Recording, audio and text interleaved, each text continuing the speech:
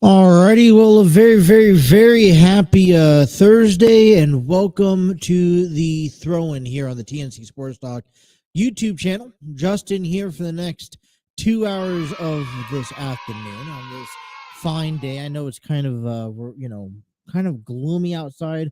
I woke up, took the kids to school. I didn't want to get out of bed. Let's be honest with that. But I took the girls to school. It was actually in the 60s when I left around a little after 8. That weather out here is supposed to kind of finish up and then head on out. From my understanding, we're supposed to get a couple hours throughout the program with a little bit of high winds, about 60-70%, and kind of go away for the evening. Now, I know that the oldest, pick the girls up from school today, expected to potentially be take the oldest out to softball practice. Hopefully we can still be able to do that. Well, we're on standby today. Didn't get a chance to take her to or allowed her to come on over to kind of work. One thing I want to work on my oldest, because this is her first year playing softball. And so the first thing that I want to kind of focus on doing is getting her comfortable in the batting stance. Last Thursday, taking her to practice, she saw the fundamentals. And that's what's so great about the team that she's on. It's a mix of, fresh, kind of new people, like her, and then people who have played in years past. And, kind of, I was standing off on the far side. She was at bat, and she's the opposite at bat for me. I bat, right-handed, and she bats left-handed, and it's kind of a new adjustment. Well, what's so great about that is that she's now could mirror me, and so I kind of want to, hopefully get her this weekend, kind of give her the chance to kind of, work into the batter's box. We could do simple stuff that we could do inside the house. That's not gonna cause damage or anything like that. Just have her stand there and get comfortable, and then the swing. I'm working on going to get out and hopefully get a batting tee, where I could take her out to the park or even just outside and have her practice swinging and making the eye contact and all that fun stuff. So, but yeah, it's supposed to rain today, tomorrow, into Saturday. And it's supposed to be kind of like mild weather. So like today it's supposed to top out at 70, drop back down to 50, and then on Saturday up to 71. And then back to the 50s, 60s, and then on game day for the Reds next Thursday, it's supposed to be high 57. Now, even the 50s, in the 50s can be pretty nice. And right now with the rain, it's been pretty nice. And we're looking at some clear, next Friday is supposed to rain, but we're looking at some clear weather for opening weekend for the Cincinnati Reds, which is, by the way, just 7 days away, you guys. Exciting. And we'll break you all that down. I have the potential pitching matchups for both the Reds and the Pirates. And talking about the Reds and the Pirates, now, I know yesterday we started talking about the Chicago Cubs, and I started kind of just going through the roster, going through the list, who's going to kind of guys to look out for, and a little preview at the schedule. Well, yesterday I was thinking about how I want to present that. Well, you know what? I felt like I did a very poor job at presenting that yesterday. So I want to come back on here, and to kick things off in this first hour, I want to talk about the Chicago Cubs and then the Pittsburgh Pirates. and kind of just actually share my screen with you. And you can officially just go on the Chicago Cubs and Pittsburgh Pirates website to be able to kind of figure out what's going on. So I want to share all that with you in this first hour. I also want to talk about some more Cincinnati Reds baseball, get you guys ready from that. A big conversation I'll get to here in today's program is about Bill Goldberg becoming a free agent. And that has kind of, I kind of wanted to give you my take on the future of Bill Goldberg and what's next for the Hall of Famer. What should be next? Let me rephrase that. What should be next?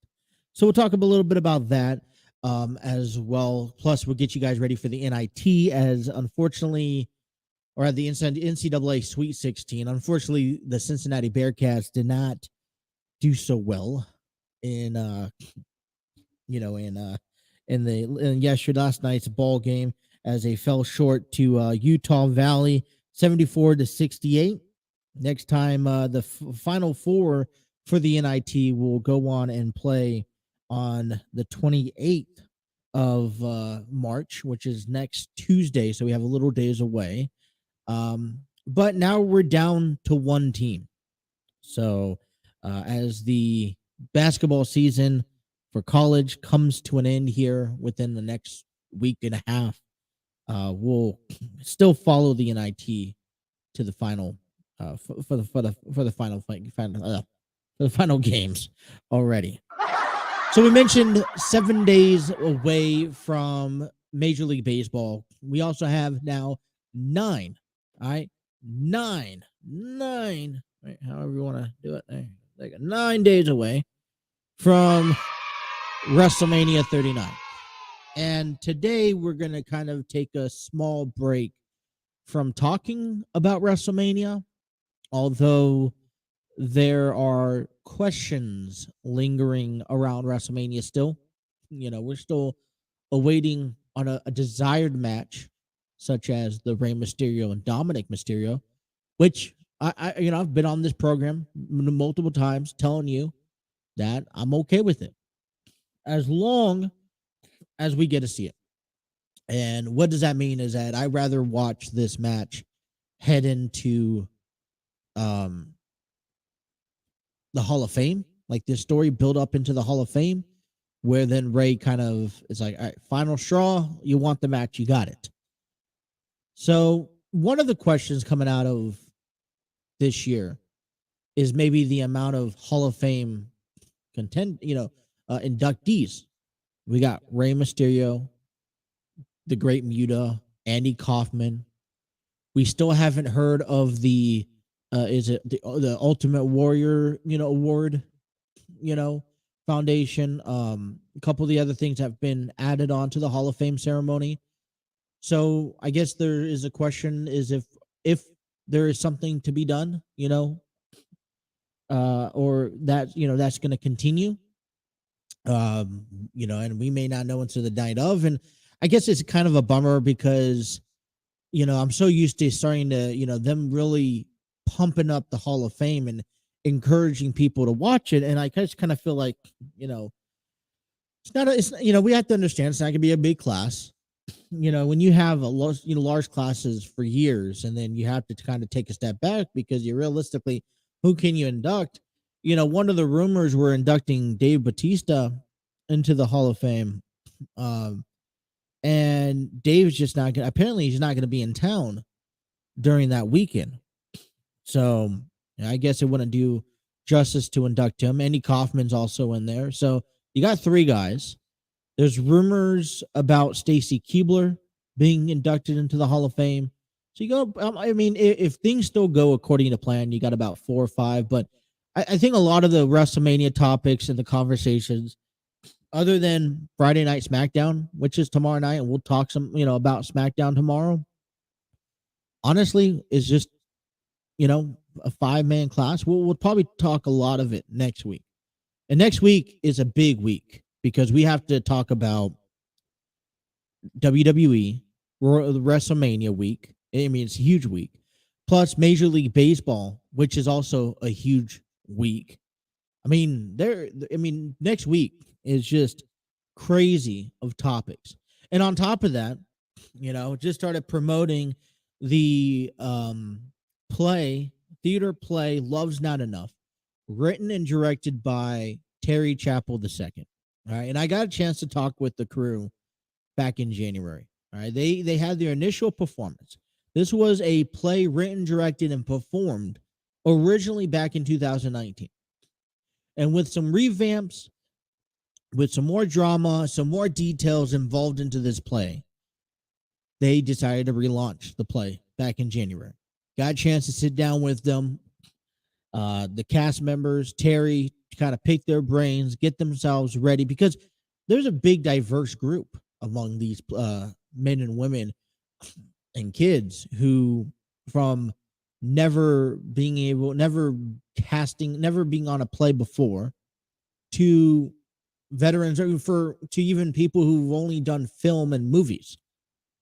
So got a chance to talk to them back in January. They're going to do a encore weekend performance for 2 nights only, Easter weekend, April 7th at 7 p.m. and April 8th at 3 p.m. And tickets are still available at the Community Arts Center in Fairfield, Ohio. And I got a chance to sit down with one of the cast members last night in a recording that I will air on this show after post-production. And we got a chance to sit down with one of the cast members, and she was amazing. They're all amazing. And, she talked about how, she showed up one day and people were waiting outside before they even opened. And they had a really good turnout, and they're hoping to have a better turnaround, these next 2 days. And they're hoping to take this show on the road to spread the message about love's not, it's just the 4-letter word is not enough in a relationship. And what's so great about this play, and what I encourage people who have not got a chance to go out there and see it, reason why you should go out there and see it, is because Love's Not Enough is not just about the 4-letter word.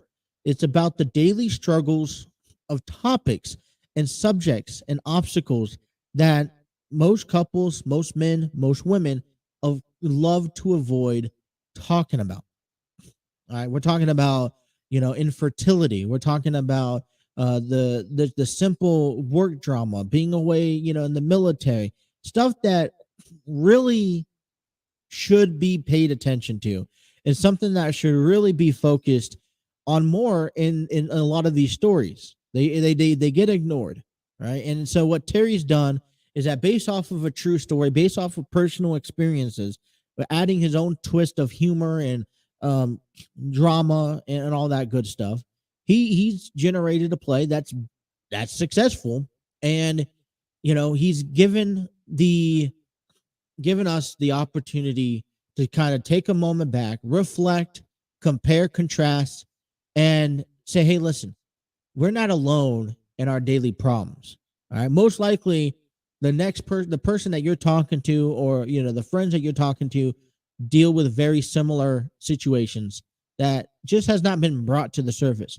And it's okay to bring those subjects and face those fears, on the surface. So, it's one, Enlightened Studios is one big family. Love's Not Enough aired April 7th through April 8th, 2 performances before they hit the road. So check it out. Tickets are still available, a couple weeks away. And hopefully starting by next week, we'll get some interviews out there and getting them, presented for you guys to promote the show and play. So Love's Not Enough. Get your tickets today. Got to get that out of the way. Great guys. All right. AEW Dynamite was last night. And this show has really gotten away from being able to talk about AEW. And that's because WrestleMania season, we got baseball. I even took a break right now because we haven't talked about football in a lot of sense. And what I'm doing with football is trying to allow some. So we're in the new season. We're officially in the new season. The first thing in the new season that we have to address is leading up to the draft, which is thankfully it's after WrestleMania, after the opening day. So what I'm kind of doing, because I've seen a lot of trades, I've seen a lot of deals happen, and a division that's really making a big splash is the AFC or the NFC South, right? Baker Mayfield jumping to Tampa Bay, and we'll have plenty to talk about there. The Saints, the Panthers adding on, the Falcons adding on. And as Tom Brady exits, you see a new change, probably for the better in the AFC, in the NFC South. And one thing I would argue is that the South, both AFC and NFC, is probably one of the most overlooked divisions in the NFL, even with Tom Brady, with Tampa Bay, was on one of the overlooked divisions. Anyways, so what I'm trying to allow to happen is take a few weeks to clear my mind from football. And in a couple of weeks after WrestleMania, before the draft, kind of revisit the NFL, kind of catch up on all the news and all the stories that have lingered around, give you my thoughts, my opinions. I'm kind of starting to work on it, keep notes, keep tabs, because a lot of things is happening. We're still trying to figure out if Aaron Rodgers is going to Arizona. We're still trying to figure out if, where Lamar Jackson is going to play next season, because obviously he can't get a deal done with Baltimore. So that's my plan. AEW is still progressing, and it's unfortunate because we have a couple good things going on. And last night we saw one of those excellent things out of, Hangman Page, Kenny Omega, and John, the Combat Club, they're all really going at each other. And, Kenny Omega had himself a dream match yesterday, was a big hit. But I mean, there's a lot. I mean, this is when I'm okay with what AEW is doing. And they're really doing some fun stuff. And we're just kind of missing it because of the road to WrestleMania. So, caught a very little bit of it last night. I was actually on the Cubicle Chat, and I'll talk about that coming back from break with Steve Barber. If you guys haven't got a chance to check out his podcast, I would go check out the Cubicle Chat podcast with Steve Barber. He's also involved with you also may know him by the Armchair Booking Wrestling podcast. And, he's kind of been writing solo. So I'll talk about that coming back from break. But we have a nice 2-hour episode for you guys today. So I'm excited to bring you some of this content. I've noticed my techniques about maybe slowing down and enjoying everything, that is being presented.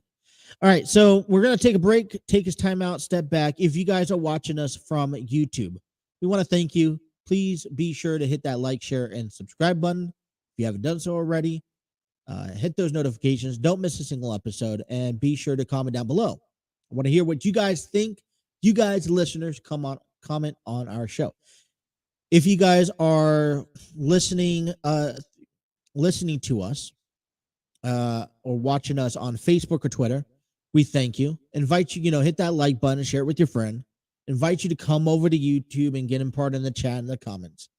If you guys are all downloading us and listening to us on the road, at work, on audio platforms, we thank you. And, without you guys, none of this is possible. So thank you guys so much. All right, let's step away. Let's come on back and let's break down the NIT tournament. All right, and get you guys ready for Sweet 16. You guys are listening to The Throw-In with Justin. That's me right here on the TNC Sports Talk YouTube channel.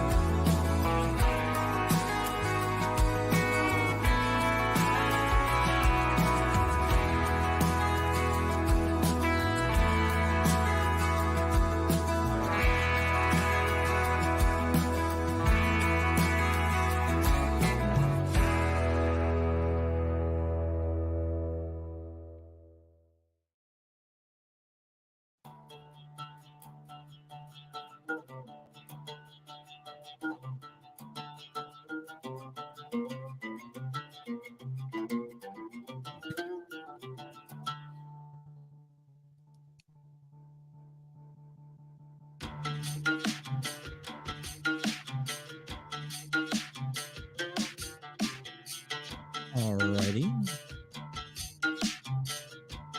Hey, it's 12:23 here on the program on a Thursday, March 23rd, 2023. Let's get our heads right here on the program today.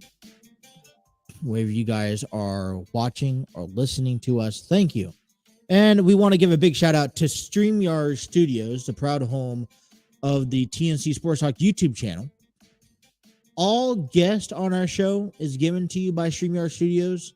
You know, StreamYard Studios is where you could create podcasts, videos, host virtual business meetings, and even conduct interviews. All right, it's one place for all. Allows a lot of great things. Want to check out StreamYard Studios? Try their free version today at StreamYard.com.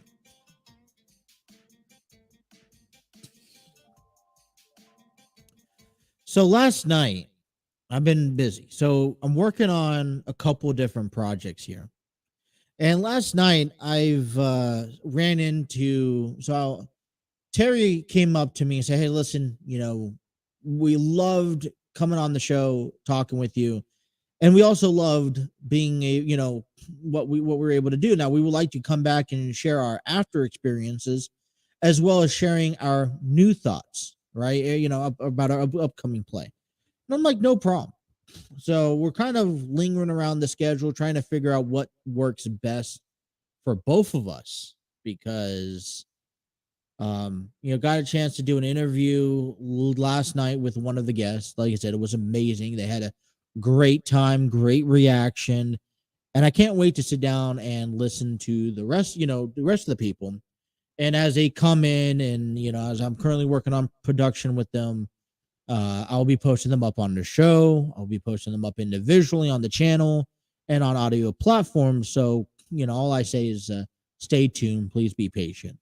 But last night also, I got a chance to kind of sit back and relax with Steve. And you may know Steve Barber from the Armchair Booking Wrestling podcast, who I talk tremendously about. And, he also has another podcast called Cubicle Chat. And Cubicle Chat right now is only an audio podcast, not on YouTube, not on Facebook, not on Twitter.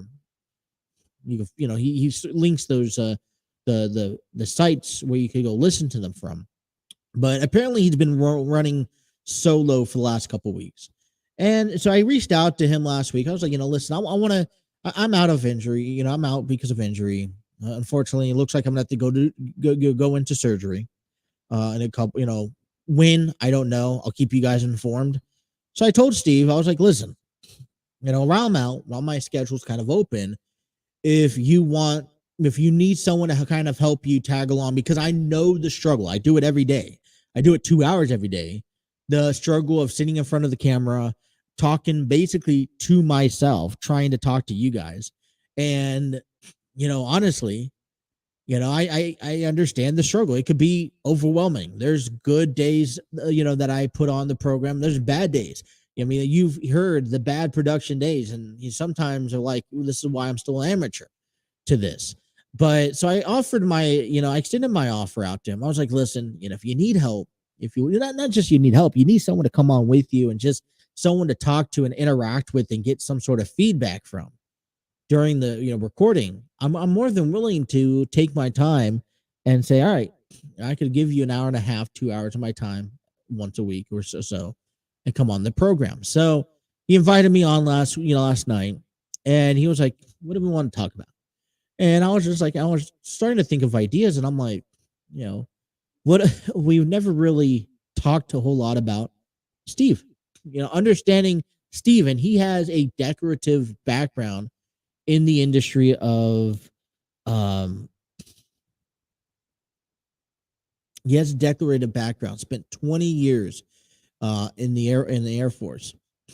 And, last night we chatted it up. I was intrigued in learning his journey from 1993 to 2013, did a full 20 years, station, had deployed out to Afghanistan's, and you have to listen to the podcast because he covered a lot of grounds, the good and the bad. Kind of talked to him a little bit about the differences between the military back in the 1990s to people joining the military today. What's considered as a veteran, non-veteran, what he liked the most about it, what he didn't like the most about it. And he shared some stories, some enlightened stories that you could only find on the Cubicle Chat podcast, that you could Google right now and find out. And it was a great time. And I was talking to him prior to the show, and we mentioned this a few times. And there's deep stories that he may or may not get into down the road. But this, we opened it up, covered the bases last night, opened it up for deeper conversations. And it was just great getting to understand and know that, the life, what the struggles, the ups and downs that he's had to go through, or that he's been through, the things that he's seen to make you come back and appreciate. I mean, there's also times where, he was telling me, right, that he was stationed out in Japan. I'm like, I wish I could go to Japan. I don't have the ticket just to go to Japan. A lot of these, so it was just a fun conversation with Steve last night. And that Cubicle Chat podcast is up and available wherever you guys listen to your podcast at. Go download, subscribe now, and check about all the episodes. I liked it. Hopefully I get a chance to do it again. Definitely opened, told him, maybe not a permanent thing, but a temporary thing until he finds other stuff. But, fun time. So that's kind of what my plans were last night. And that's how we rolled. So the NIT tournament round, the Elite Eight, the quote unquote Elite Eight for the NIT wrapped up last night. Okay. We got a chance to see UAB and Vanderbilt. Now, I turned this game on, and it was on. So this is how my setup is. I'm in the corner of my living room, and beyond the camera, all right, on the other side of this screen is my television, to the living room. And I like to put on a program. I have nothing on now, but I like to either put on a show, Sports Center. I like to put on maybe The Undisputed or The Herd, stuff like that on the TV, or if not, a sporting event. So I could be like, look over. I know when the World Baseball Classics were going on, I had the games on TV. Well, I had Vanderbilt on last night during Cubicle Chat and the interviews I was doing, just kind of like, okay, so I could tune in and see what the, scores are throughout the game. And I was looking forward to watching Cincinnati, but, didn't find it on the channel. We kind of went until later in the night. I was like, you know what, forget about it. But Vanderbilt dropped to UAB 67-59.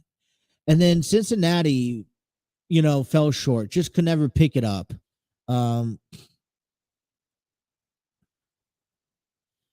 So, sorry, I was just looking at text messages from the practice tonight. So Cincinnati fell short 74-68, and they will not advance to the Final Four. Now, back on Tuesday, North Texas beat Oklahoma State, and Wisconsin beat Oregon. So now we're down to 4 teams in the NIT. Now they're going to take the weekend off, and they're going to go to March 28th, and at 7 p.m., North Texas will be facing Wisconsin. And then at 9:30, Utah Valley will take on UAB, and then we'll head into the final championship game on Thursday, March 30th, which I'm sorry, but because Cincinnati's no longer involved, I'm going to stick to the Cincinnati Reds and let them play out. We'll still cover it on Friday, coming back to you who won. But the match is set on the road. We're on the final home game of the road here for the tournament. So, if you're asking me today, and I'll go ahead and give you my thoughts, maybe they'll change over time. But I got North Texas you know what? Give me Wisconsin and Utah Valley in the NIT finals. That's what I'm going to have. I'm going to have Wisconsin and Utah Valley. And also notice Utah Valley is the only team that's not ranked.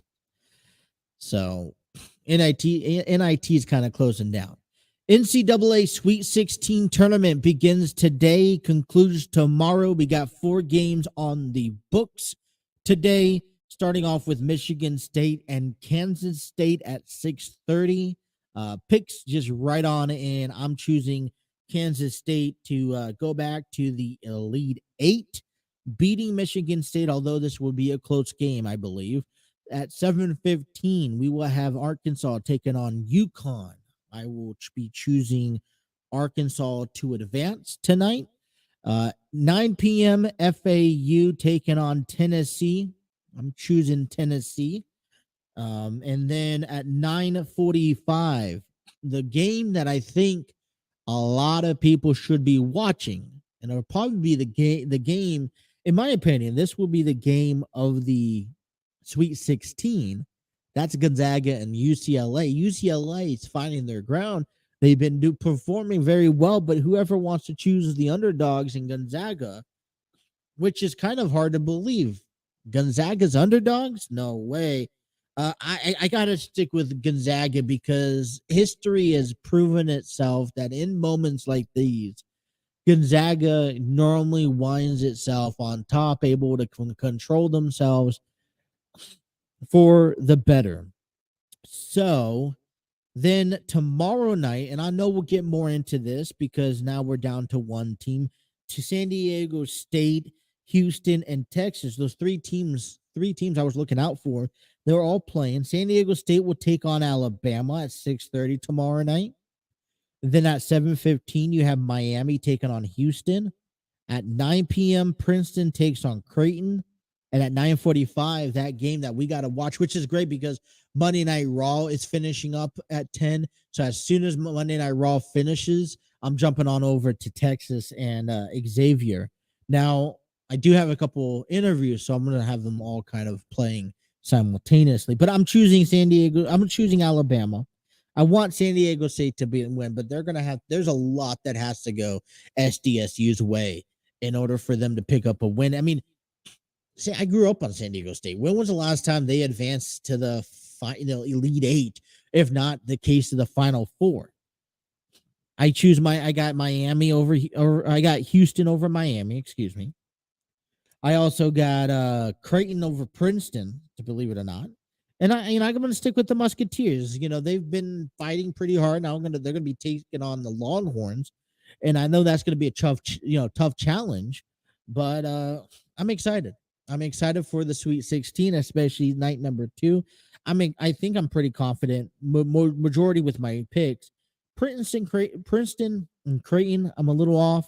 But I'm just choosing one. Arkansas and UConn's also the same way. But everyone else, I feel really, really good about. So we'll see what happens. We'll talk about that tomorrow as the 4 of 8 teams continue as the Sweet 16 begins. All righty. Yeah. There we go. Hold on one second. There we go. I accidentally pressed the wrong thing here. All right, this afternoon's kind of rolling along. That wind and rain is kind of pushing itself through. So are we. Let's take a time out, and when we come back, all right, let's kind of start visiting some of the division teams for the Cincinnati Reds, because in order to have a successful year, not only we need to have a great year, we also need to have a crappy year. So what does these other teams have to offer at the end? We'll take a look at the Chicago Cubs, and if we have time, we'll take a look at the Pittsburgh Pirates. All that still to come. Hour number 1, bottom half of hour number 1 coming up next here. You guys are listening to The Throw on the TNC Sports Talk YouTube channel.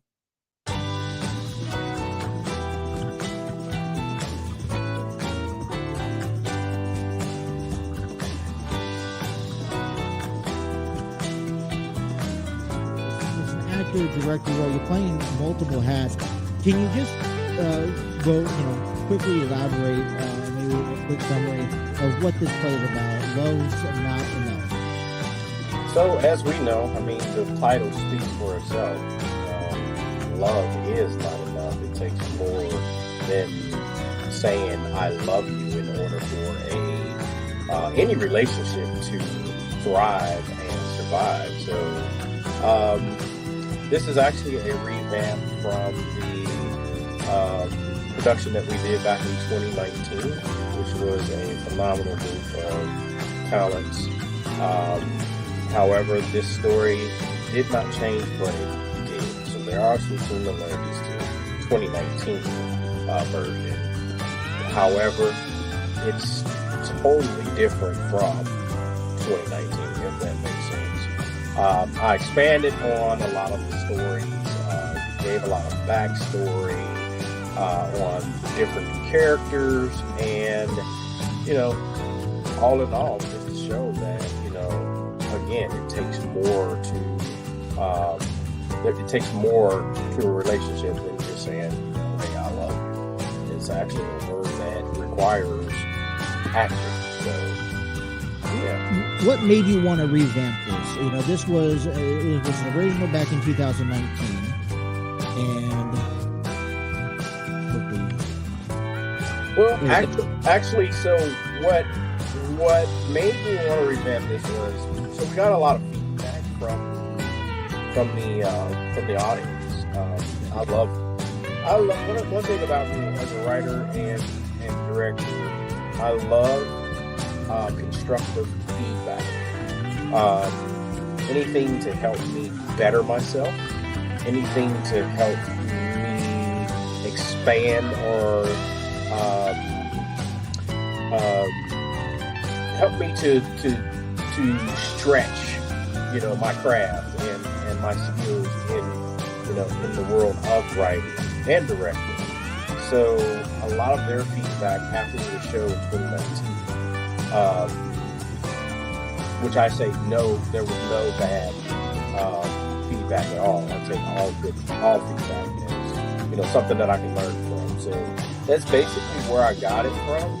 And then studying the show from 2019 and just looking at things like, hey, I can do this better, and, I want to change this, or I want to add this. So,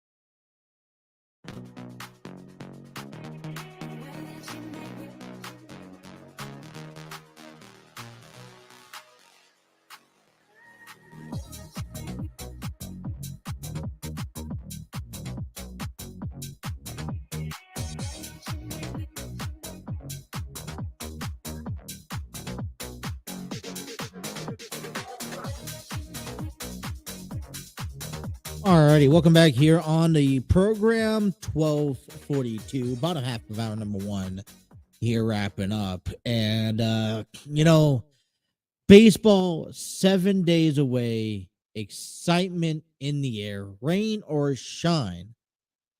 Those Cincinnati Reds are taking on the Pittsburgh Pirates.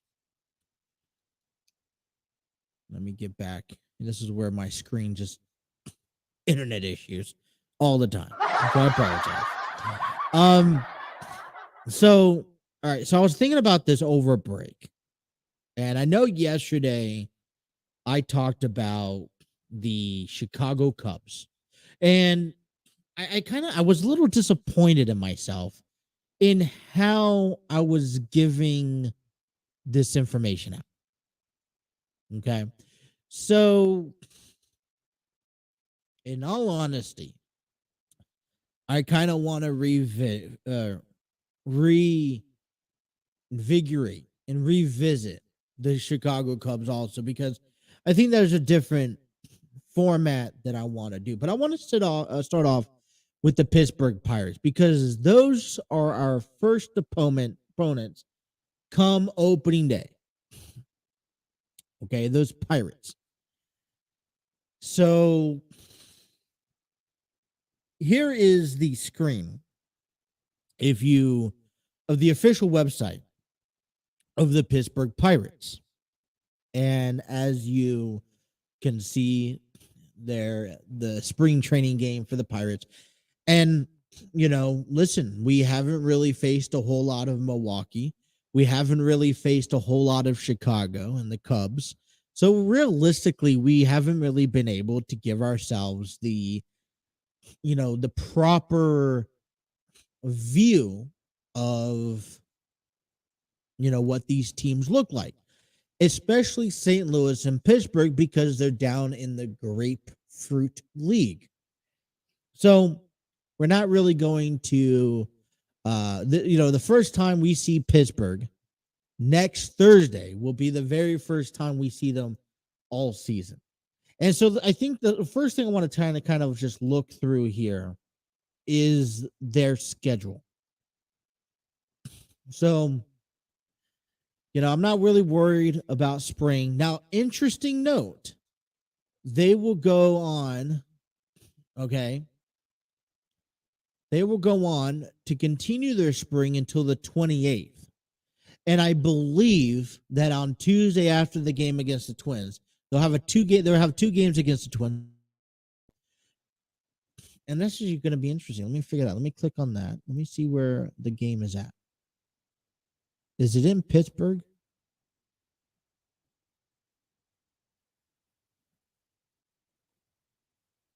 Let me see.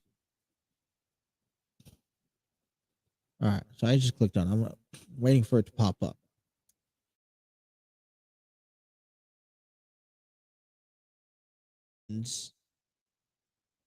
On Sunday against the Guardians, their season, and this is going to be, this is at their spring training facility.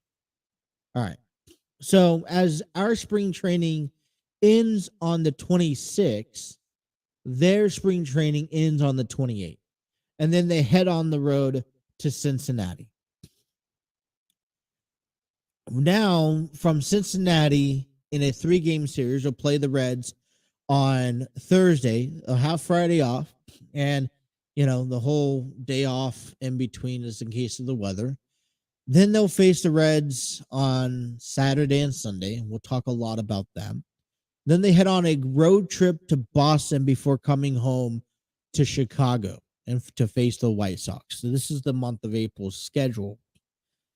And they'll kick off the first 12 games of the season against the American League. And at least 6 of the 12 games will be against top-notch expected high-quality teams, Houston and Boston. Now, I would love to say that Cincinnati is one of those teams, but I beg to differ. Pittsburgh's schedule doesn't really look easy to kick off, to kick off the season, as in they have a 4-game series against the St. Louis Cardinals, 3 games against Colorado, and then back home before they finally get to see the Cincinnati Reds in a 4-game series, and then the Los Angeles Dodgers right after that. But so far in April, they are already out to kind of a sketch, like an offsetting start. Now, that all obviously means, all right, who does the Pirates have? How confident do you feel, though, about them going into battle? So let's get to, interesting, roster-wise. All right, let's get to the starting lineup. Let's see what the starting lineup has to offer. So they don't really have nothing left. All right, so these are past lineups from March 21st, 20th. This is the warm-up one. So today, as they get underway, this is the Pirates lineup. They got Brian Reynolds, Andrew McCutchen, Carlos Santana. You see Austin Hedges in that lineup as well. And, some of these names are very, very familiar. So let me kind of get through the depth chart. The depth chart, I think, is going to give us the best idea of who we're going to see. It shows us who's on that 40-man roster as what the Pirates have to offer in 2023. Now, we were already informed that Mitch Keller, the right-handed pitcher, um, will go ahead and get the opening day nod for opening day against the Cincinnati Reds March 30th. And we'll talk more about that as that time comes. But you look at the rotation that the Pirates have, okay? And you got Vince Velasquez, you got Rich Hill, you got JT Burbaker. And, these, I guess it all depends what type of season these guys have. But, they're not going to go down easy.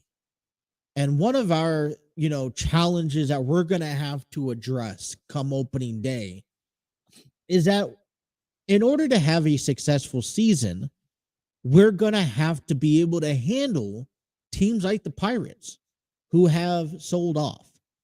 And I don't want to sit here in August and September competing to avoid to stay out of last place. Last year was a little frustrating ending the season because as the last weeks came up, we were kind of competing with the Pirates of trying not to, be in last place. And I didn't want that. I didn't like that. So I would like us to get into a more comfortable position where we can feel confident that even if we don't finish off in the top three, that fourth position, we're nowhere near that dead last spot in the NL Central.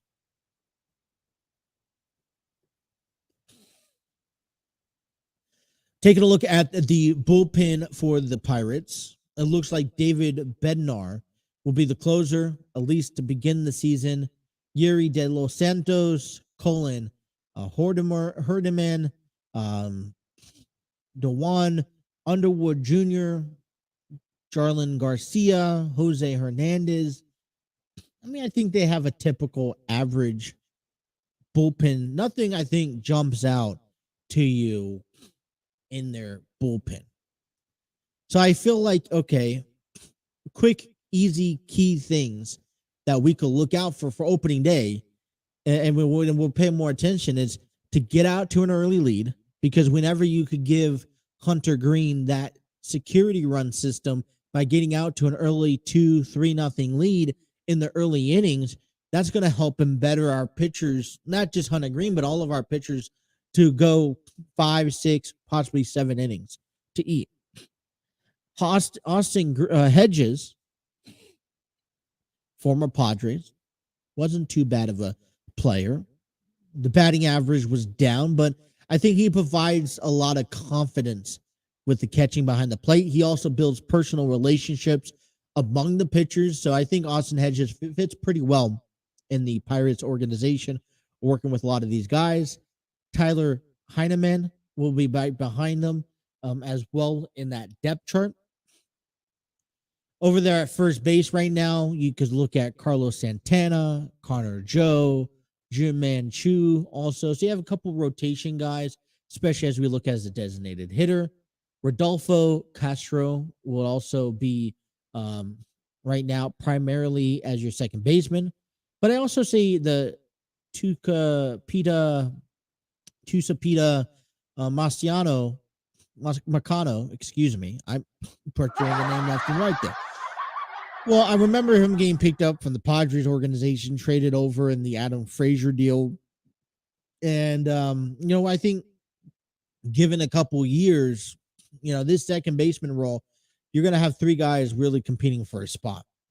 Key Brian Hayes will be the third baseman for the Pirates, as O'Neal Cruz will be your shortstop, everyday shortstop. Like I said, as we look into the outfield, Connor Joe takes that left field spot. We see the return of Andrew McCutchen, Jack Sawinski, as well out there in left. Brian Reynolds out there in center field. McCutchen taking the right field spot. The designated hitter they have listed for Carlos Santana, Andrew McCutchen. I mean, so in a resemblance, the Pittsburgh Pirates are in a very close situation, such as the Cincinnati Reds. So let's look at what really drags my attention here. All right, we go back to the top. The bullpen doesn't bother me. Maybe David Bednar kind of draws my attention, but Vince Velasquez, okay, as a starting rotation, Rich Hill if he remains healthy.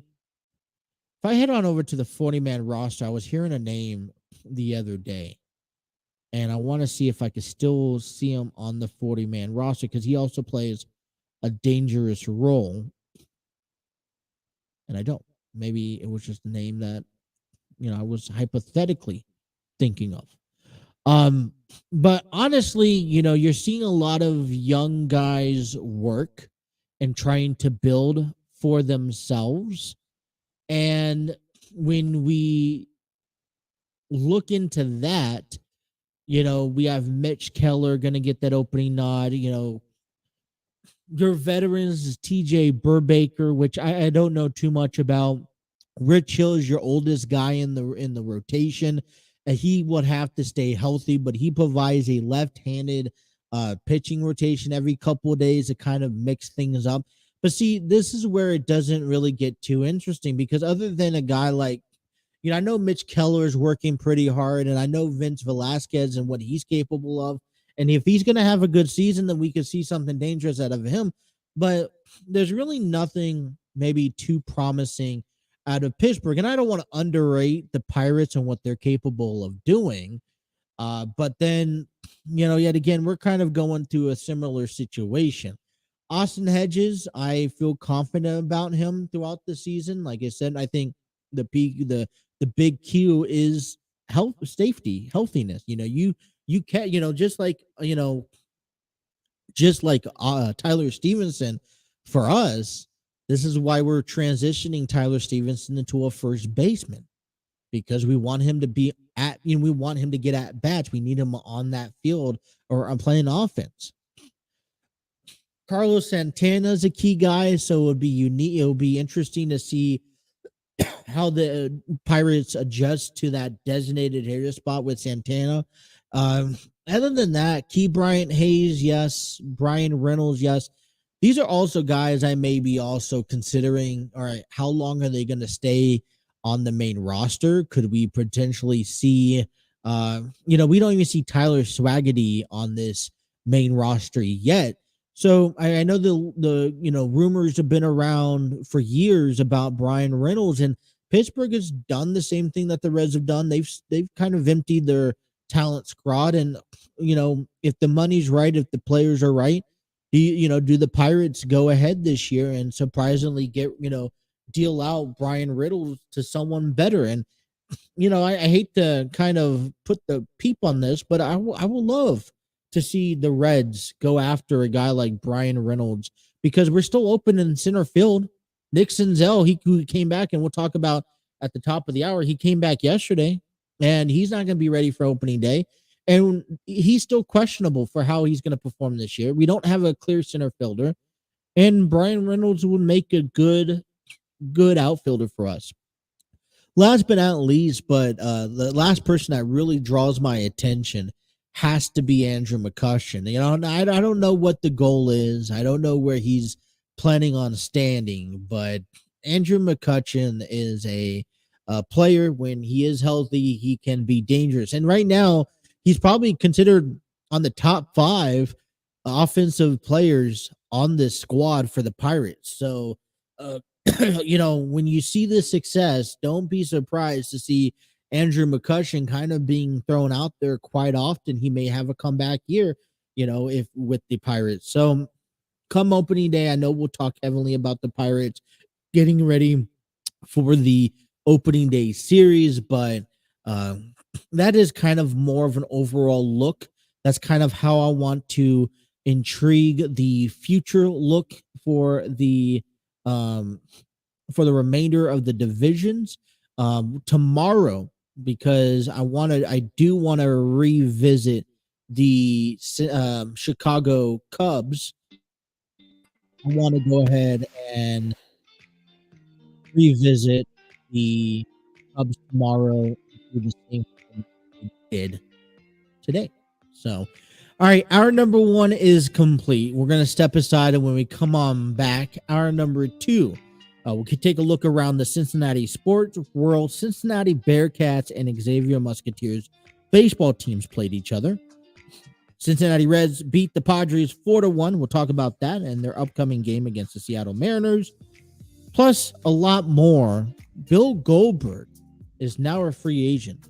What does the future lie for the Hall of Famer? All that still to come. Hour number 2. Don't go nowhere. The TNC Sports Talk, the throw-in on the TNC Sports Talk YouTube channel continues next.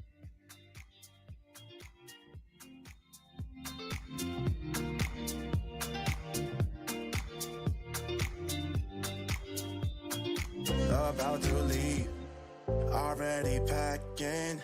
Come with me, I'm not really asking. We'll get away to a place where we don't know.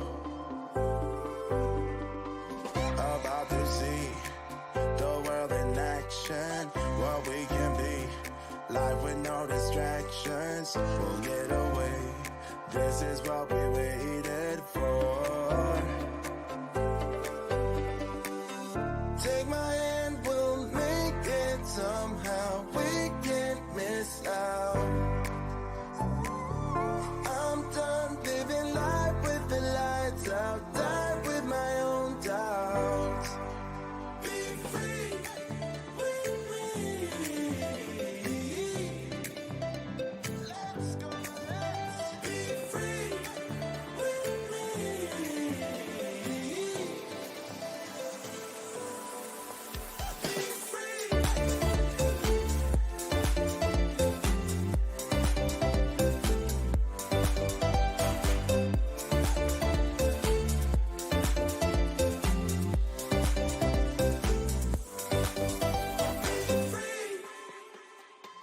Not looking back, eyes on the freeway, Bonnie and Clyde, a classic cliche. We're on the run, this is what we waited for. Take my hand, we'll make it somehow. We can't miss out.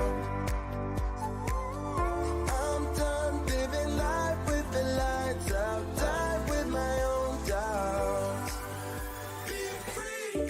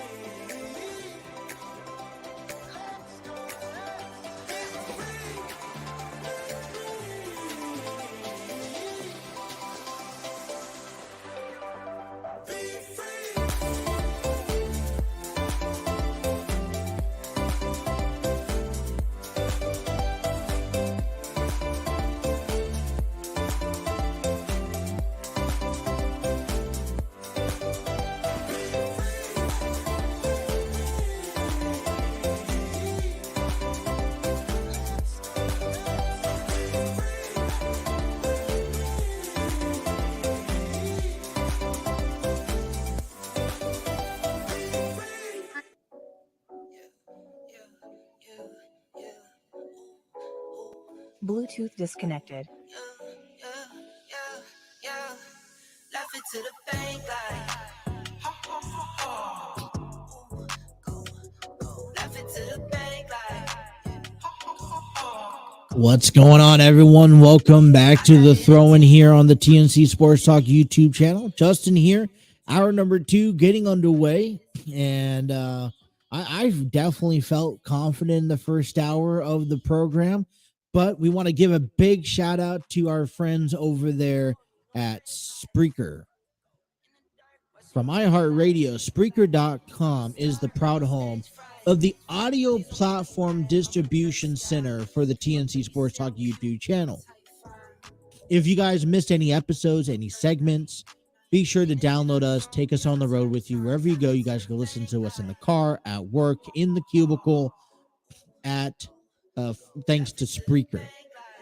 We're available on all audio platforms, big ones like Apple Podcasts, Google Podcasts, iHeartRadio, Spotify, Spreaker.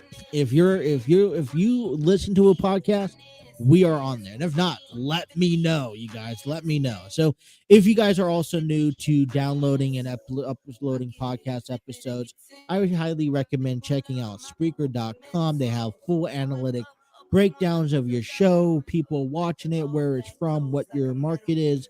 Also get a chance to put in some ads, earn some, make a profit off of it as well. Kind of something I like throwing in there at the end of all of this. So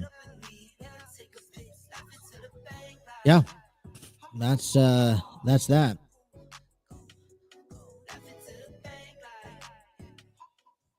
All right, like I mentioned here earlier in hour number one, want to kind of give a quick shout out to Steve Barber over there that does, you may know him from Armchair Booking Wrestling Podcast, but he's doing the show with Dwayne Davis, and I know they're kind of iffy. I don't know what their plans are for the night. Hopefully they do an episode later on this week, and both of their schedules are really booked between work and whatnot.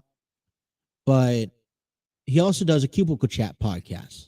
Yeah, Cubicle Chat podcast. That's the name of it. And I was fortunate enough, thank you, Steve, for allowing me to come on there. We talked about his military career, the path, the ins and outs, the goods and the bads, about military, about his military experience, what he's been through, what he had to endure, the good and the bad, what got him into wanting to become a military. And so I encourage you guys to go check that out over that at Cubicle Chat podcast.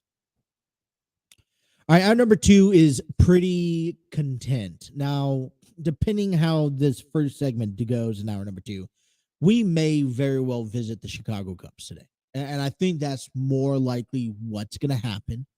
And to be honest, I think how tomorrow is going to go, it's kind of the same way. Visit Milwaukee Brewers and the St. Louis Cardinals. And then Monday we'll kind of transition because there's going to be a lot of wrestling to talk about as we are only 9 days away from WrestleMania. But we are officially also 7 days away from Major League Baseball's opening day. That means we are 7 days away from the Pittsburgh Pirates and the Cincinnati Reds.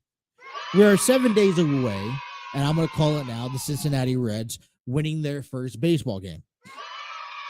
We're also 7 days away from seeing Hunter Green. And we're also 7 days away from seeing all 30 teams perform and play. And all this talk and the hype getting ready for the 2023 season officially begins. I know, I just annoyed the hell out of you guys. Before we get too deep into the Cincinnati Reds, I want to go ahead and take a trip around everything else going on in Cincinnati. We have the Cincinnati Cyclones as they began a 3-game series out there against the Utah Grizzlies. Played one last night. They'll play one on Friday, tomorrow night at 9:10. And then they will conclude the 3-game series on Sunday at 5:10. Okay, all out there on the road. Now, we already know the Cyclones have won their division. That's kind of absurd, isn't it? No, it's been a tight race for the ECHL Central. Both the Cyclones, Toledo Walleyes, and the Indy Fuels have clinched a playoff berth to determine, yet they're still in competition for the division spot. Cyclones, though, made some impressive push last night, and beating the Utah Grizzlies 6-4. Patrick Paulino put up his 20th and 21st goal of the season. Justin Vave put up his 30th of the season. Their next game is tomorrow night at 9:10. Cincinnati Bearcats needed a win yesterday, and it was the match of Ohio, Cincinnati region. Let me put it that way. Because Cincinnati Bearcats took on the Xavier Musketeers, and Cincinnati Bearcats took care of business, winning the final score of 19-6, putting up 13 hits with 1 error. The Musketeers mustered up 9 hits with 3 errors given. The Bearcats moved to 4-2 at home, 5-6 on the road, 0-2 neutral sites, which overall leads him to a 9-13 on the season. Cincinnati's Tommy Boba won the game yesterday, going 5 innings, 6 hits, giving up 3 runs, 2 walks, and 4 strikeouts. Yesterday's Bearcats home run contribution is Ryan Nicholson, Cole Harding, Cameron Goodry, and Corey Kingland Beck. I apologize for butchering them out. On the Xavier side of things, the Musketeers had Connor Bailey begin the game. He lost the game, moving to his record 0-1. He didn't even get out of the first inning, unfortunately, as he gave up 2 hits, 5 runs, 2 walks. Home runs for the Musketeers is Tyler DeMarty. Musketeers go back to 500 baseball, and with the 1-game losing streak, they go to 0-2 at home, 10-8 on the road, 0-0 on the neutral site. The Cincinnati Bearcats will begin a 3-game series this weekend, starting Saturday against the Butler Bulldogs. Saturday's game starts at 2 p.m. and Sunday will be a doubleheader. First game at high noon and second game at 4:30 p.m. Xavier Musketeers will begin a 3-game series this weekend at West Virginia, back on the road. On Friday night, they will first pitch for the Musketeers will be at 6:30. Saturday's game will be held at 4 p.m. and Sunday's game will be held at 1 p.m. This is all correspondence due to weather restrictions. So, I was excited about that baseball game, but in all honesty, it was a little disappointed in the overall outcome. Now let's get down to the Cincinnati Reds. All right. I feel I feel confident. I feel motivated. Right. And it's the little things. I mean, I know this is spring training, you guys, but I feel when you could have some good streaks, have some good outings, you see some promises coming down the path of the future for the Reds, it makes you want to support and try to, be that fan that the Reds need you to be. And we talked about this earlier this week, right? If I wish, and this would be a perfect world, but I wish that the fan base for the World Baseball Classic transitioned into the regular season. And I would be like, how much do these players need, or how much would they benefit from the fan base and the crowds that was given at the World Baseball Classic if on opening day? We have a lot of things to be thankful for. The Reds, though, they went on to beat the San Diego Padres. Final score 4-1. Graham Ashcraft picked up a win, going 6 innings, giving up 1 hit and 10 strikeouts. Now, from my understanding, and I don't know the schedule, and things change all the time. I'm pretty sure this is almost Graham Ashcraft's last chance. Now, we know, what do we know, right? We know that he's pitching Sunday, so almost next Sunday against the Pirates, game 3 of the 3-game series. So I know that Graham Ashcraft may possibly be pitching Sunday against the Guardians. Don't quote me, but listen, these are the outings that we're expecting for these Reds to have, right? We're expecting a lot coming from Hunter Green, Nick Lodolu, and Graham Ashcraft, and those are the 3 key guys. And and I don't think it's too much to hold them to an expectation of saying, all right, you got to give me a solid 5-6 innings an outing, only giving up 2-3 runs or 3 to 4 runs at best. And giving our bullpen and our offense an opportunity to win the game later on in the innings.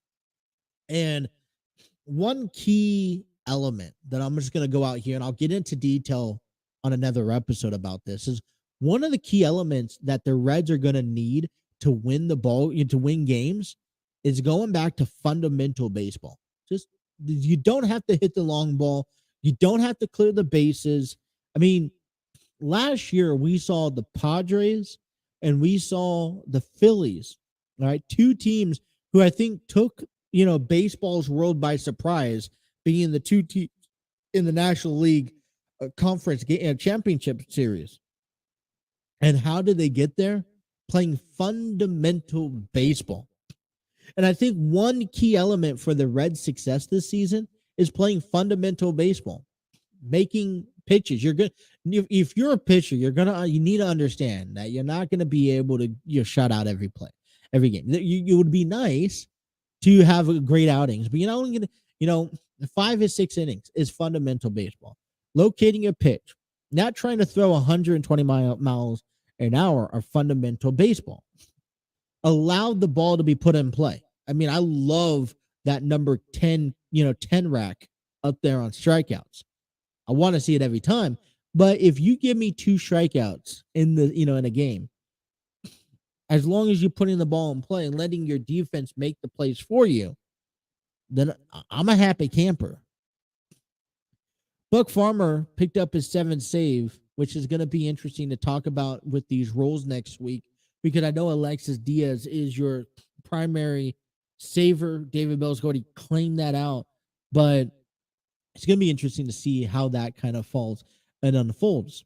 TJ Friedel went 2 for 3, giving up a run in yesterday's win.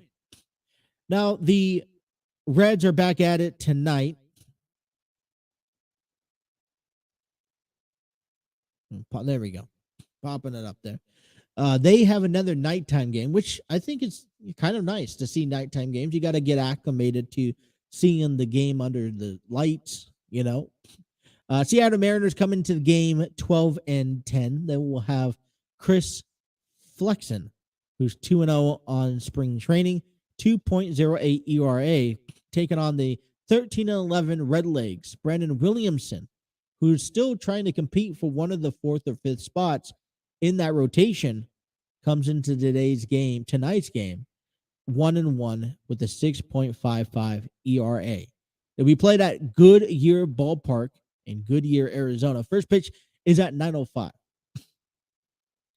So, I mean, this is where we're at. I mean, it's exciting. I think it's an exciting time to play baseball. It's an exciting time. You got 5 games left today, tomorrow, Saturday, and Sunday. I think, and I'll have to let me pull up the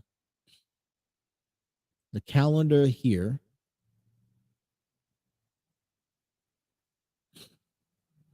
Let me go up the schedule.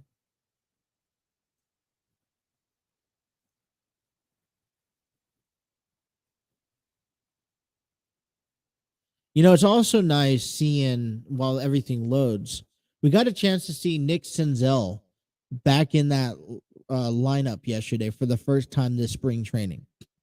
Now, I don't know if he's going to, I really doubt that he'll be ready for opening day, because it's 1 week away. But, I'm just excited to be able to see him back out there on the roster. I think, and I don't want to jinx nothing. All right. We got 4 days and 5 games. We take on the Mariners at home tonight. Tomorrow we'll be on the road to face the Diamondbacks at 4:10. And then we'll be facing the White Sox at home for the final home game of the spring training at 9:05. And then we'll have a doubleheader on Sunday. Right, a split squad. One game is going to be over. It will be at Goodyear Ballpark playing the Cleveland Guardians at 4:05. And the second one's going to be over in Colorado, taking on the Rockies, taking at 4:10. So, but 4 games, I don't think Nick Senzel is going to be ready. A question that I think we're going to talk about next week, definitely when it comes down to the Reds, is that, this is one of many conversations, is that, listen, we have, we've been shown, or we've been privileged to see a tremendous amount of young, up-and-coming, talented stars, guys like, and I just have the names here, Levi Stroud, Noel Marte, Ellie Dela Cruz, Michael Ciani, Uh, let's not forget about Christian Encarnacion Strand and all that good stuff. And, with,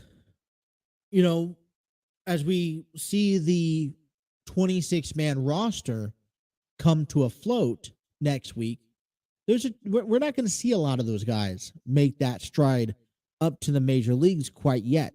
So I guess, so one of the questions and the conversations we're going to have next week is, are the Reds pushing to the new talent and the younger talent? And for two, when can we see the guys that we're ultimately been told about finally come up to the main roster, come up to the, overall aspect, right? To, those guys like Ellie De La Cruz, who, had a really good spring, or Matt McLan, or even Christian Encarnacion. So those are conversations for next week. All right, let's cut to a break. I want to talk a little bit more about Reds, because as the final week is here, we have to get ready for the final cuts, which means there are more players on the chopping block that we could potentially see. I got 3 players here that are in danger to losing their 40-man roster positions, and we'll tell you about that when we come back. Thank you guys for tuning in to the Throw-In here on the TNC Sports Talk YouTube channel.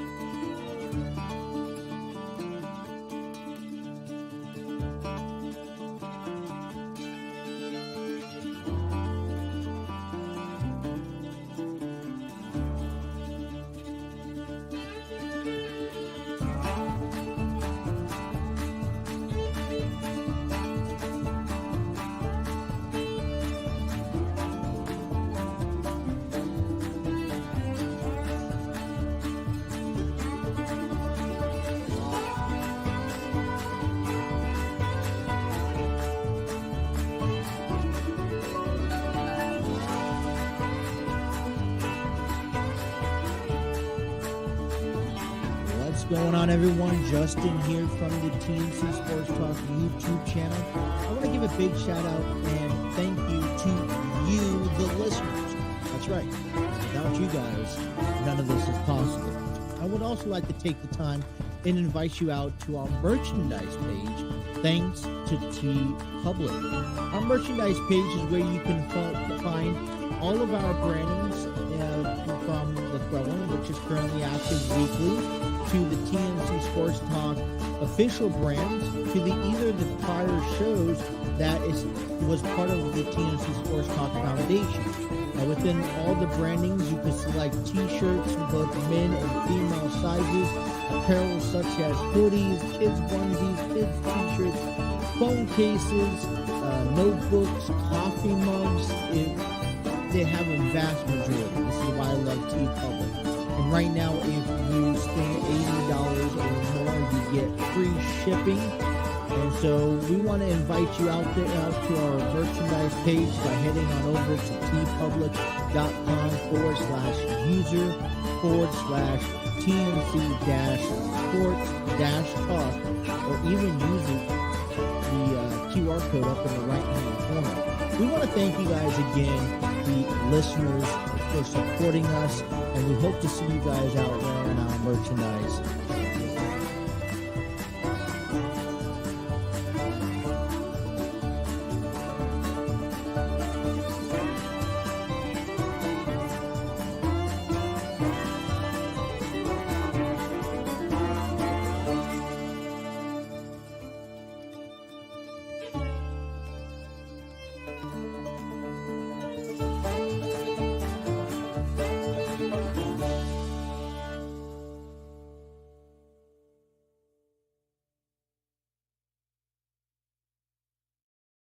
Her own way, like I don't give a damn, girl.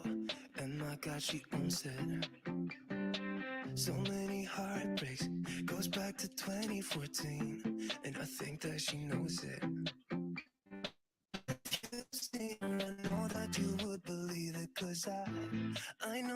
need one or two. Yeah, I do. Everyone's taking their shot, but missing out on the cut.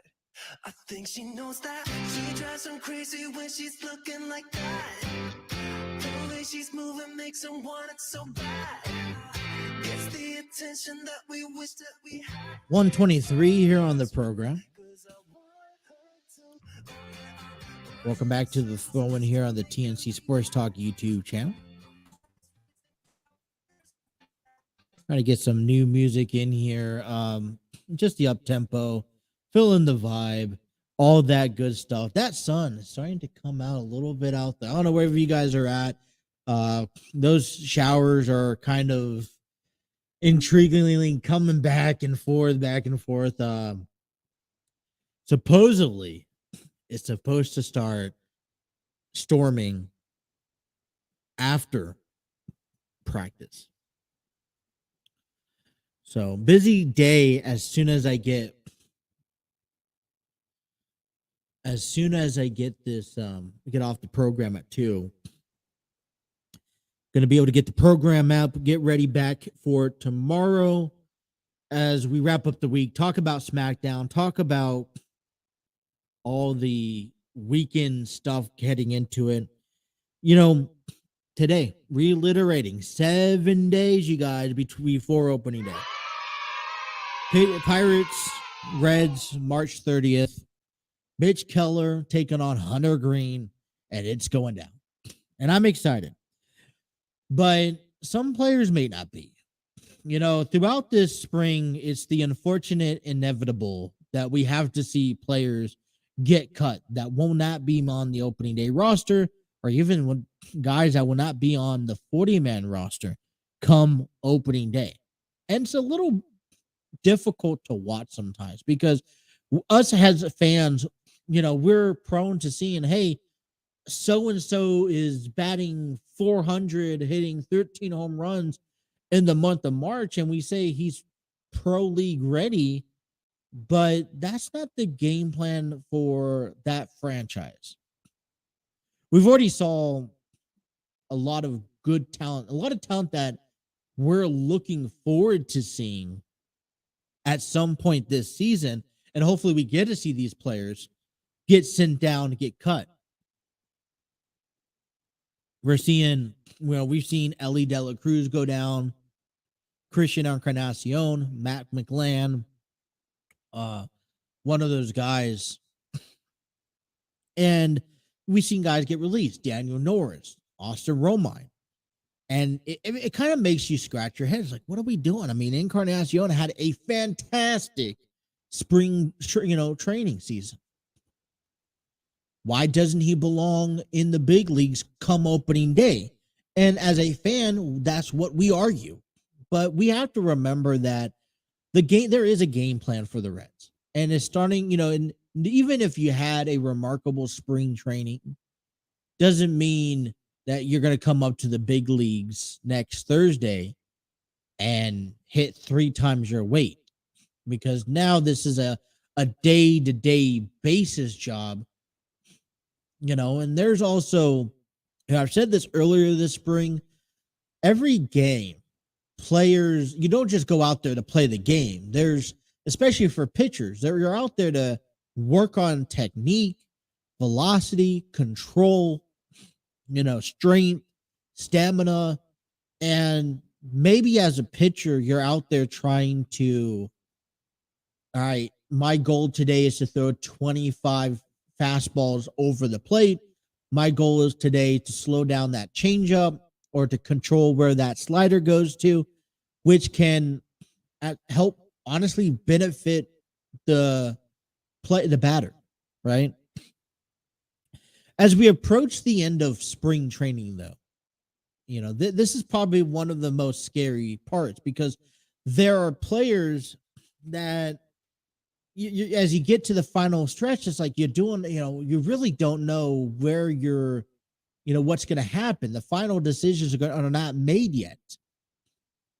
And there are actually some players this year for the Reds on the chopping block. And so we got to talk about those players.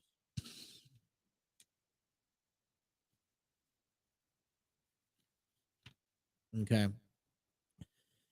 3 players are endangered of losing their 40-man roster spot. And I want to go over those 3 players. And a matter of fact, before I do that, and I apologize, but we're confirming that, hey, let's go. Nope, no. They just gave me an ad. Give me an ad. Close it. Want to go with that? Let's go. We're going. I guess we're going. I don't know if I clicked it twice. I could have clicked it twice. All right. So we're gonna talk. I was just confirming that my child's going to softball practice tonight. So 3 players. Let me kind of break those down. Those 3 players coming your way. We're gonna start off with Bennett Sousa, who's currently battling with Alex Young for a spot in the rotation.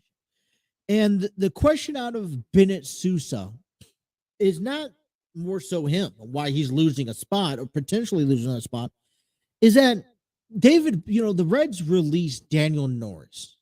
And one thing that I think is key to have in order to have a successful bullpen in any franchise, and the one thing and it's the same thing in the rotation, you got to have a nice combination mixture of righty lefties. And you got to be able to have a couple lefties in that bullpen for scenario pitching. Same thing in the rotation. And David Bell, I was reading the article. David Bell's looking for a pair, to pair somebody with Revere San Martin as they released Daniel Norris. And right now, Alex Young maybe be the favored, and someone else is going to have to go. So coming in at number 1 is Bennett Sousa. And I think one of the challenging positions being cut from a team couple days before opening day is that you don't know if another team is looking out for you or whatever the case may be, which is a bit frustrating in this sense. Coming up next is Joel Kuno. There's going to be players on the sideline like TJ Antone, Justin Dunn. Looks like they're going to be out there in AAA, at least at the beginning. They're going to be off the market. They're going to be off the radar because they're injured. They're on the IL. And then there's guys that's trying to find spots. I mean, we just saw Nick Senzel as your center fielder who just started practice or spring training games last week. Okay. And I guess there's other guys along the list, Tony Santillan, Luke Weaver, Lucas Sims, that are all still on the spot. And whenever you add guys to the roster, you got to take away guys from the roster as well. I mean, it's only fair enough, right?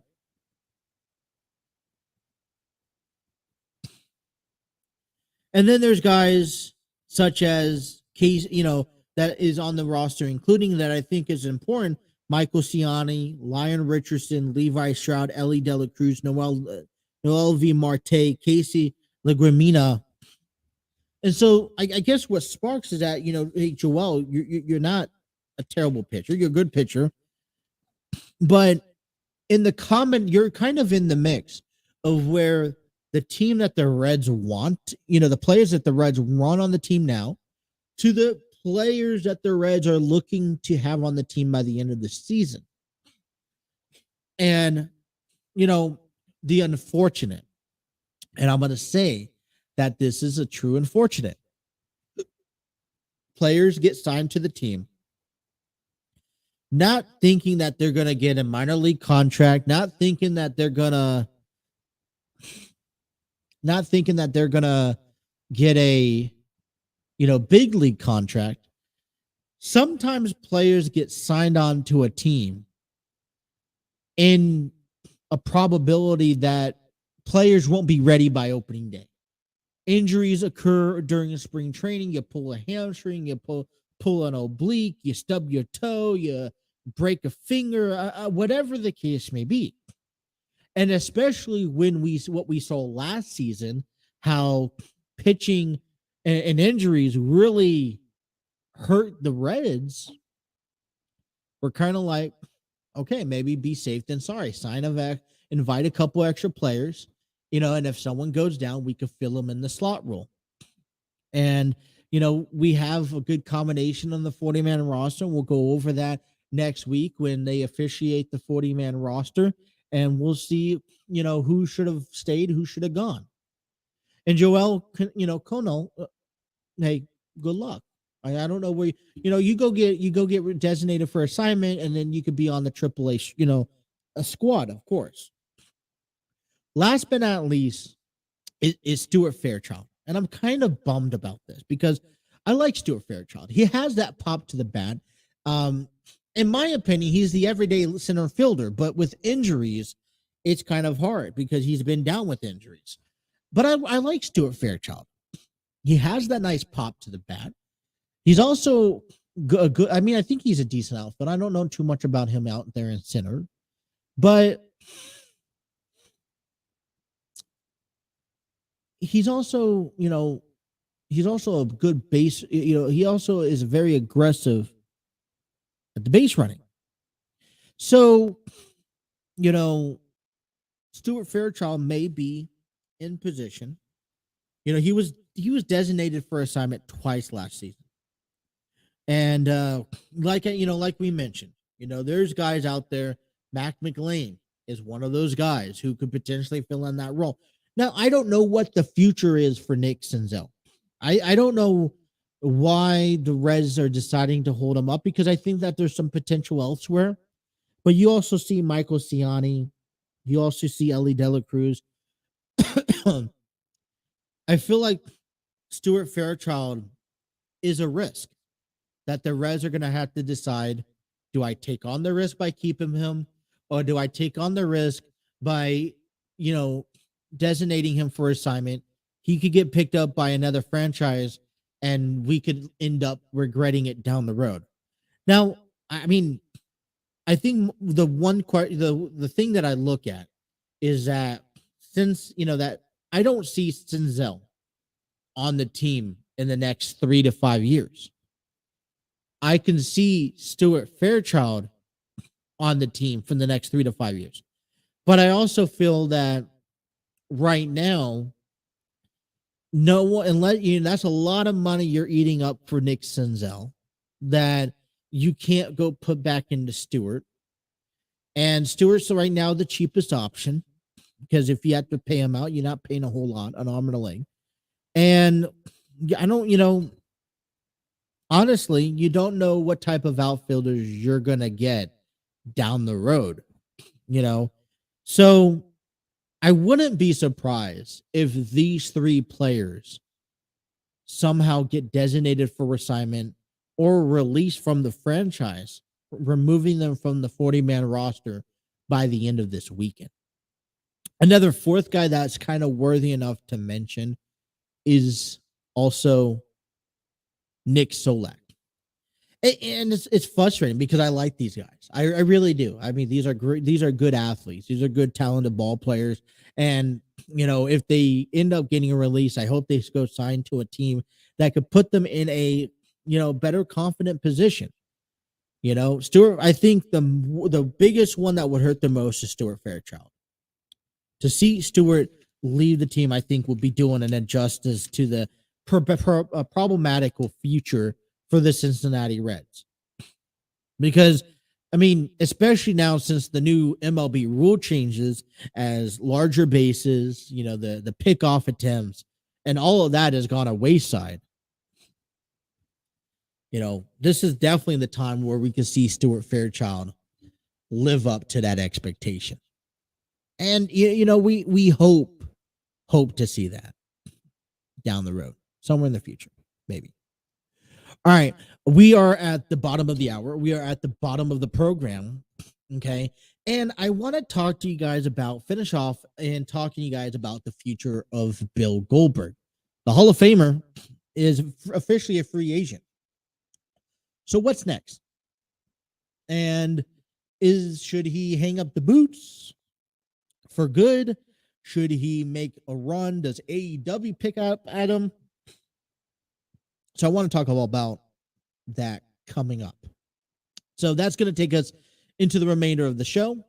And we want to thank you guys for tuning in and watching us and making us your weekly sports program. And we're going to step aside, come on back, and we're going to wrap up the program talking about Bill Goldberg, all coming to you next, right here on The Throw-In, available on the TNC Sports Talk YouTube channel.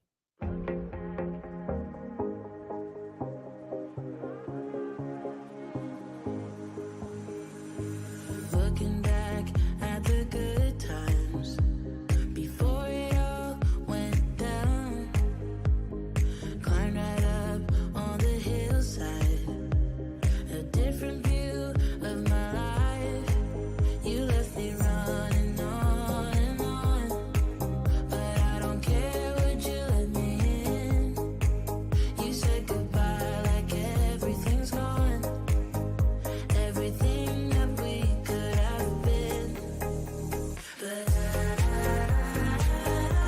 know you're my liability. Yeah, I know you're my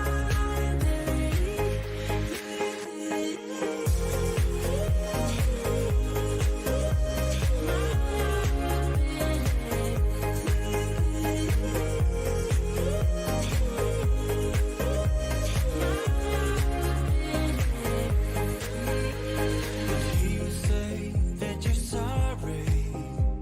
We turn the page and make up. A broken trust got you haunted.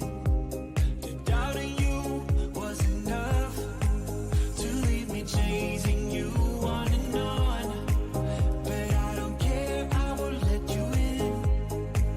You said goodbye like everything's gone, everything that we could have been. But I know you are my liability. Yeah, I know you are my liability.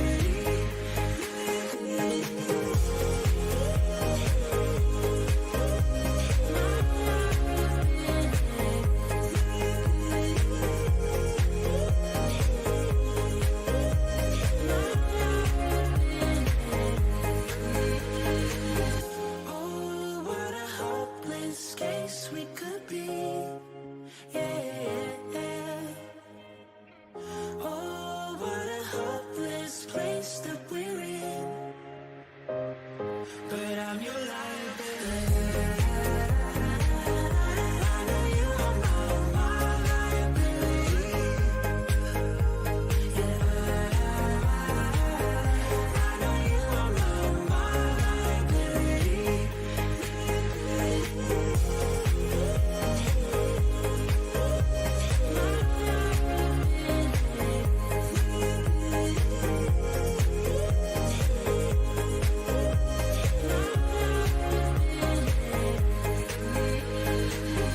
Oh, what a hopeless case we could be. Yeah. Oh, what a hopeless place that we're in. But I'm your liability.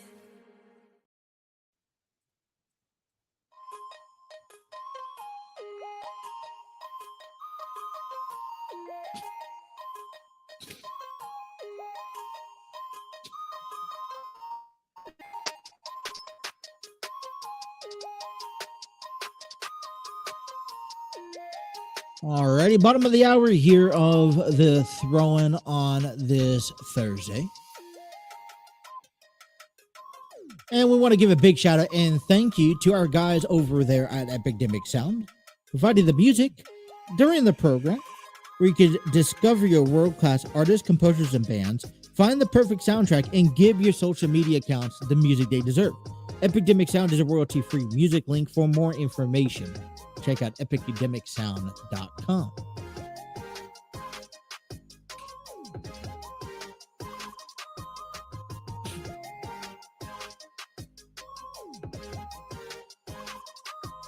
Alrighty. We are ready to go.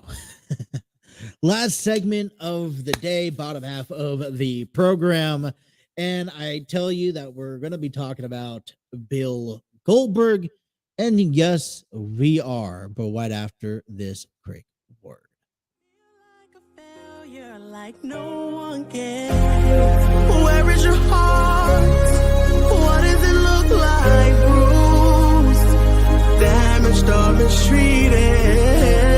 Where is your heart? What does it look like? What do you do with the feelings you feel?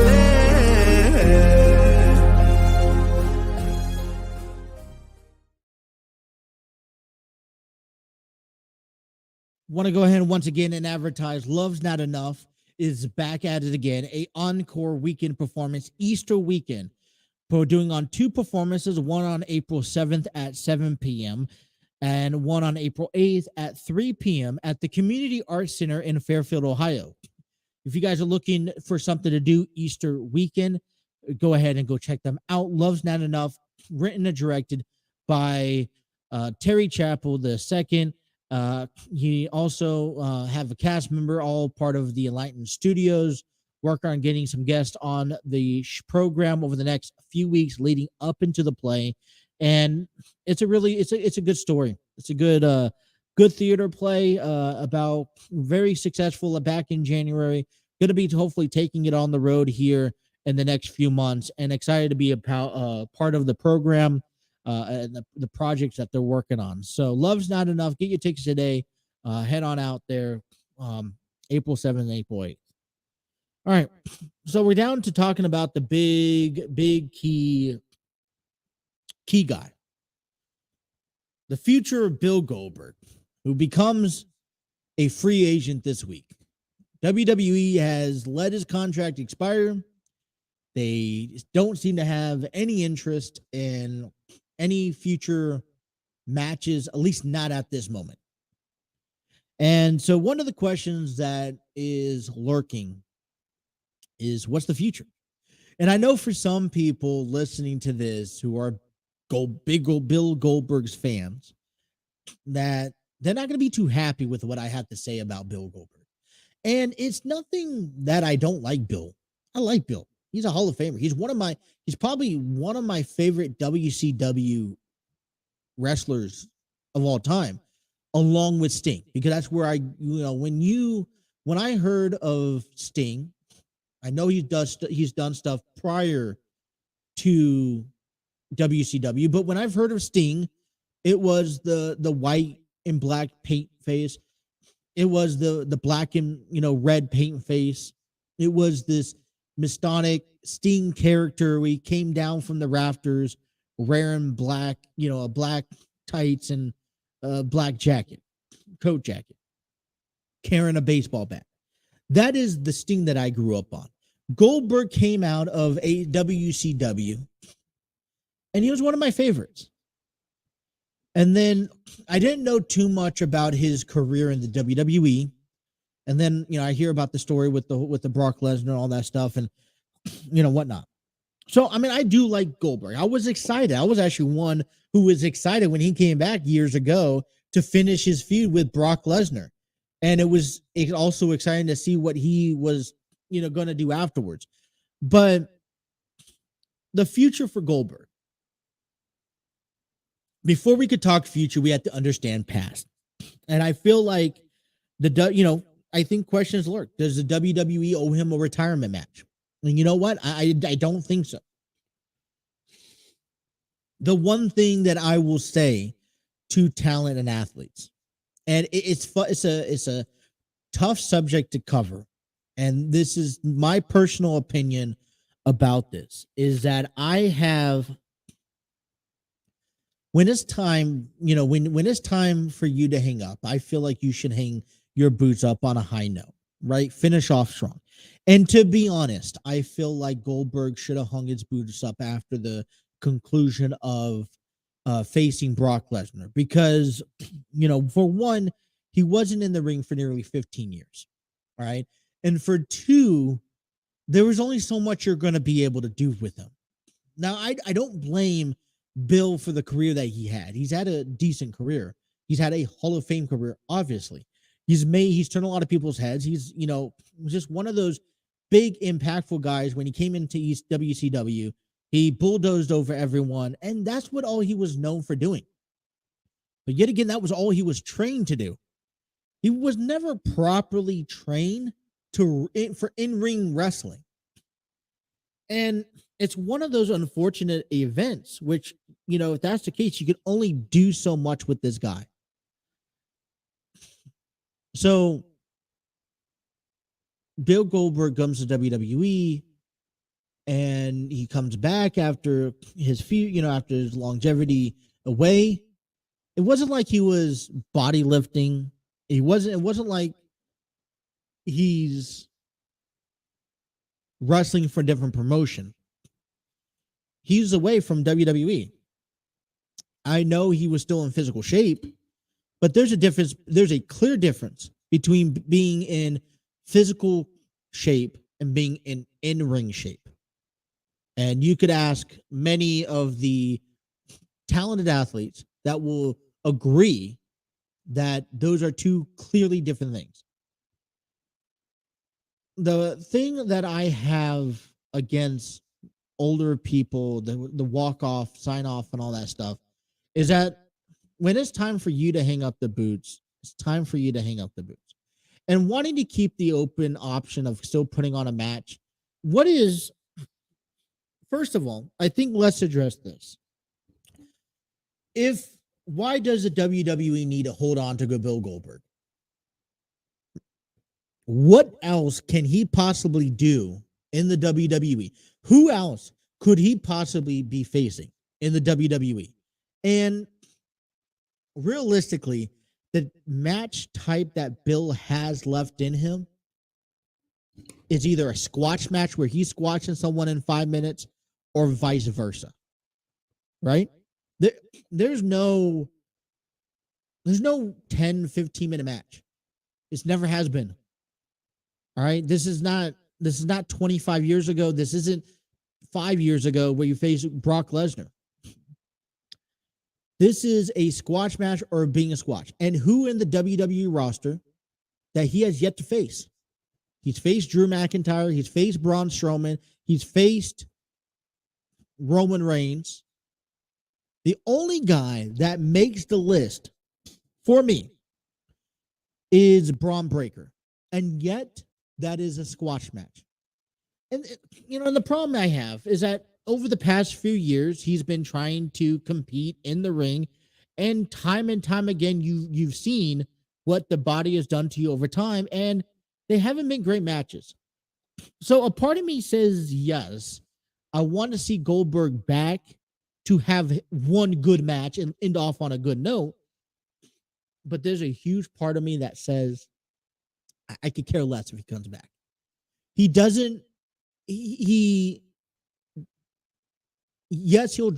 first of all, you have to ask yourself, does he draw money?